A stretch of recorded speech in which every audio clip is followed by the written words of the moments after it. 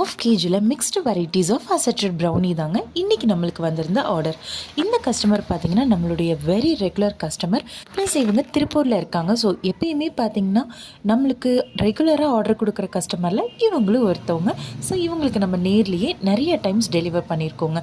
So இந்த time இவங்க என்ன பண்ணாங்கன்னா ஈவினிங் 6 o'clock போல் எனக்கு கால் பண்ணிவிட்டு, சிஸ்டர் எனக்கு அர்ஜென்ட்டாக 8 o'clock எனக்கு அசட்டட் ப்ரௌனி வேணும், அதுவும் எனக்கு 2 மிக்சிங் வெரைட்டிஸில் வேணும், ப்ரௌனியும் வேணும் பிளாண்டியும் மிக்ஸ் பண்ண மாதிரி வேணும்னு சொல்லி கேட்டிருந்தாங்க. அண்ட் இவங்க பார்த்தீங்கன்னா எனக்கு இந்த டாப்பிங்ஸு இதெல்லாம் என்னோட கஸ்டமைசேஷனுக்கு வேண்டாம் சிஸ்டர், உங்களுக்கு எது கொடுத்தா பெஸ்ட்டுன்னு தோணுமோ அதுவே பண்ணுங்கன்னு சொன்னாங்க. ஸோ நம்ம கஸ்டமர் நம்மளை ட்ரஸ்ட் பண்ணி இந்த அர்ஜென்ட் ஆர்டரை நம்மக்கிட்ட புக் பண்ணதுக்கப்புறம் நம்ம அவங்கள டிசப்பாயிண்ட் பண்ணுவோமா?